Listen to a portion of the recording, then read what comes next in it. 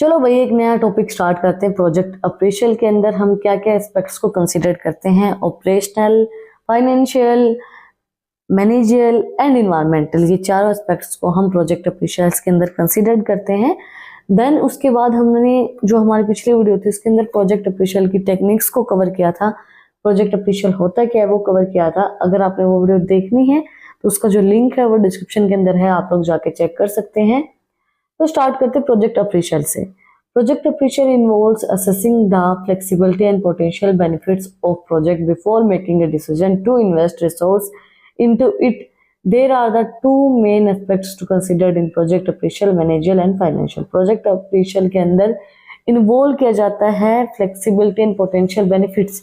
जो एक प्रोजेक्ट को करने के लिए प्रोजेक्ट को हम जब डिसीजन लेते हैं कि इसके अंदर, इस प्रोजेक्ट के अंदर हमें इन्वेस्टमेंट करनी है या नहीं करनी है, उसके लिए हमें हेल्प करता है, पोटेंशियल बेनिफिट्स हमें प्रोवाइड करवाता है। तो फर्स्ट हमारा एस्पेक्ट्स है managerial अप्रेशल। Strategic alignment, evaluate how will the project align with the overall goal and strategy of the organization. Strategies को अलाइन करना, उनको इवेलुएट करके देखना कि प्रोजेक्ट किस तरीके से काम करेगा, प्रोजेक्ट की अलाइनमेंट, ओवरऑल हमारा गोल क्या है, ऑर्गेनाइजेशन की स्ट्रेटजीज क्या हैं, वो सब देखना एक मैनेजर अप्रेशल के अंदर आता है कि स्ट्रेटजीज अलाइनमेंट। स्ट्रेटजी अलाइनमेंट का मतलब क्या होगा? स्ट्रेटजीज को अलाइन करना उसके गोल के अकॉर्डिंगली, उन ऑर्गेनाइजेशन के गोल्स के अकॉर्डिंगली उस प्लान्स को बनाना। नेक्स्ट है रिस्क एंड अनसर्टेनिटी को देखना, identify potential risk and uncertainty associated with the project and developed strategy to mitigate them. इसके बाद देखना कि रिस्क है, अनसर्टेनिटी कितना है, वो सब चीज़ों को देखना कि भाई जो हम अपना प्रोजेक्ट चूज कर रहे हैं उसके अंदर कितना हमें रिस्क होगा, किस तरीके से हम स्ट्रेटजीज को डेवलप कर सकते हैं, किस तरीके से हम काम कर सकते हैं। Resource planning assist the availability and allocation of resource like man power, technology and infrastructure needed for the project. उसके बाद हम रिसोर्स की प्लानिंग करेंगे कि कितने में लोगों की जरूरत होगी, टेक्नोलॉजी किस तरीके की चाहिएगी, इंफ्रास्ट्रक्चर किस तरीके का चाहिएगा, वो सब की प्लानिंग हम करेंगे। Then project timeline, determine the project timeline, milestones and critically part to ensure timeline compliance. उसके बाद हम प्रोजेक्ट की टाइमलाइन देखेंगे कि प्रोजेक्ट हमें कितने टाइम पीरियड के अंदर कंप्लीट करना है और कितना टाइम उसके अंदर लगेगा। नेक्स्ट है financial appraisal, cost benefit analysis, compare the cost of project with the expected benefit to determine if it is financial visual.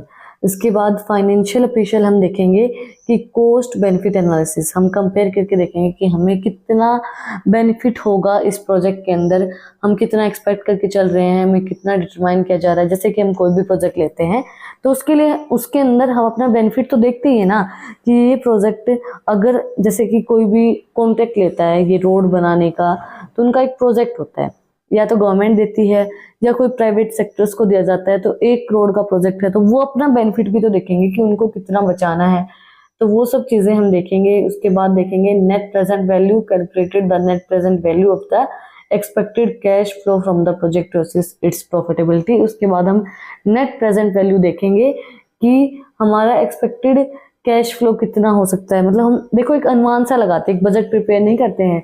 जैसे हम कोई भी शादी में जाते हैं, कोई भी ट्रिप प्लान करते हैं, तो वो एक प्रोजेक्ट की तरह है। अगर हम लेके चलें तो हम देखते हैं कि भाई कितना इसके अंदर हम एक्सपेक्ट करके चलते हैं कि भाई अगर हम यहाँ जा रहे हैं तो 50,000 रुपये लगेंगे, यहाँ जा रहे हैं तो 1 लाख रुपए लगेंगे। उससे ज़्यादा भी हो सकता है, बट हम क्या सोच के चलते हैं कि हम उससे कम ही खर्चा करें। उसी तरीके से अगर आप कोई प्रोजेक्ट कर रहे हैं तो उसके अंदर आप अपनी वैल्यू देखते हैं, नेट प्रेजेंट वैल्यू आपकी कितनी होगी, कि आप कितना कैश फ्लो करेंगे, कितना आपका कैश आएगा जाएगा, वो सब चीज़ें देखेंगे। इसके बाद हम देखेंगे IRR, internal rate of return. Evaluate the rate of return the project is expected to generate and compare it with the cost of capital। उसके बाद हम evaluate करके देखेंगे कि कितना हमें उस प्रोजेक्ट से रिटर्न मिलेगा। प्रोजेक्ट का मतलब क्या होगा? जैसे कि अभी हमने एक प्रोजेक्ट ले लिया कि हमें 10,000 कपड़े, मतलब साड़ियाँ बनानी है 10,000, वो हमारा प्रोजेक्ट है पूरा। अब उसके अंदर हमने कितनी कॉस्ट लगाई और कितना हमें उससे रिटर्न मिलेगा, वो सब चीज़ें हम इवेलुएट करके देखेंगे। उसके बाद payback period, determine the time it takes for the project to recoup its initial investment. उसके बाद हम टाइम पीरियड देखेंगे कि भाई हमारी, मतलब हम कितने टाइम पीरियड तक इस चीज़ के अंदर इन्वेस्ट कर रहे हैं। आप कोई भी प्रोजेक्ट करते हैं उसके अंदर पहले हमें इन्वेस्टमेंट करनी पड़ती है, उसके बाद ही हमें रिटर्न मिलता है। Sensitive analysis assess how change in key variable like sales volume or cost impact the project financial viability। उसके बाद हम सेंसिटिव एनालिसिस करके देखेंगे कि कितना हमारा चेंज हो रहा है की वेरिएबल्स के अंदर, सेल्स वॉल्यूम के अंदर कितना चेंज हो रहा है, कोस्ट का इम्पैक्ट कितना पड़ रहा है, वो सब चीज़ें हम चेक करके देखेंगे कि सारी सेंसिटिवली एनालिसिस करेंगे। इसके बाद प्रोजेक्ट अप्रेशल के अंदर मैंने आपको बताया कि हमें 4 कंपोनेंट्स की ज़रूरत होती है। ये जो कंपोनेंट्स है ये हमारे सिलेबस के अंदर अलग अलग दिए हुए हैं। प्रोजेक्ट अप्रेशल के अंदर मैनेजरियल और फाइनेंशियल अलग दिया हुआ है, और प्रोजेक्ट अप्रेशल के अंदर ही हमारा अलग अलग दिए गए हमारे सिलेबस के अंदर, इसलिए मैं आप लोगों को अलग अलग करवा रही हूँ। वैसे प्रोजेक्ट अप्रेशल के लिए चारों ही कंपोनेंट्स एस्पेक्ट्स जरूरी हैं जब हम प्रोजेक्ट को अप्रूव करते हैं, प्रोजेक्ट को प्लान करते हैं। ऑपरेशनल अप्रेशल, ऑपरेशनल एफिशिएंसी को चेक किया जाता है, इवेलुएट करते हैं how efficiency the project will be executed considerations factors like process technology and work flows। उसके बाद हम ऑपरेशनल एफिशिएंसी को चेक करते हैं, इवेलुएट करके देखते हैं कि कितना एफिशिएंट तरीके से हमारा प्रोजेक्ट जो है एग्जीक्यूट किया जाएगा। इसके अंदर हम कंसीडर करते हैं कि उसकी प्रोसेस किस तरीके से की गई है, टेक्नोलॉजी कौन सी यूज की गई है, और वर्क फ्लो हमारा किस तरीके से हो रहा है, वो सब चीज़ें हम चेक करते हैं। नेक्स्ट है capacity planning, assess whether the project has the capacity to meet the expected demand and sales operations if needed। उसके बाद हम कैपेसिटी प्लानिंग करते हैं, देखते हैं कि जो प्रोजेक्ट की हमने डिसाइड किया है वो हमारी डिमांड्स को फुलफिल कर पाएगा या नहीं कर पाएगा, हमारे स्केल ऑफ ऑपरेशंस हमारे नीड्स को फुलफिल कर पाएगा नहीं कर पाएगा। Quality control, determine the quality standard that need to be the maintain throughout the project life cycle. उसके बाद हम क्वालिटी को कंट्रोल करके देखते हैं, डिटरमाइन करते हैं कि हमारी जो क्वालिटी है, स्टैंडर्ड है, वो हमारी नीड्स को मेंटेन करके रखेगा पूरे प्रोजेक्ट के अंदर। इसके बाद है human resource management, evaluate the skill and expertise required for the project and ensure proper training and staffing. उसके बाद हम जो हमारा स्टाफ है उसकी सारी स्किल्स को इवेलुएट करके देखते हैं कि उनको भाई ट्रेनिंग की ज़रूरत है, स्टाफिंग की ज़रूरत है, तो वो सारी चीज़ें।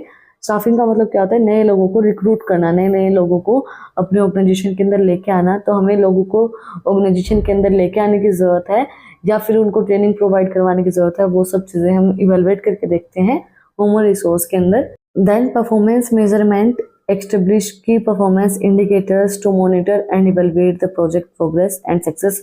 उसके बाद हम एक इंडिकेटर सेट करते हैं मॉनिटर करने के लिए, मतलब सारी चीज़ों को देखने के लिए, इवेलुएट करने के लिए, उसकी जांच पड़ताल करने के लिए कि जो हमारा प्रोजेक्ट है वो सक्सेस के अंदर नहीं है या प्रोजेक्ट हमारा सक्सेसफुल होगा, उसकी प्रोग्रेस को चेक करते हैं हम। नेक्स्ट है environmental appraisal, environmental impact assessment, evaluate the potential environmental consequences of the project such as pollution, deforestation और हैबिटेट डिस्ट्रक्शंस।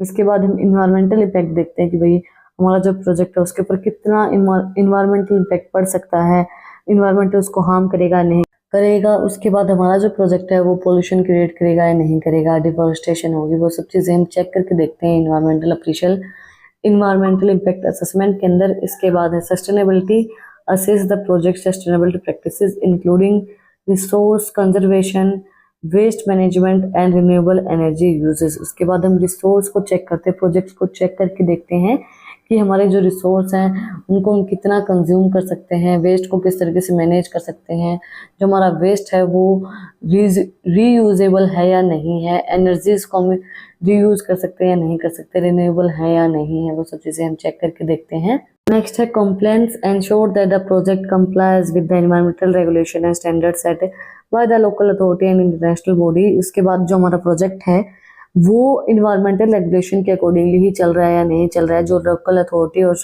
इंटरनेशनल बॉडीज ने सेट किया है उसके अकॉर्डिंगली हमारा प्रोजेक्ट काम कर रहा है या नहीं कर रहा है।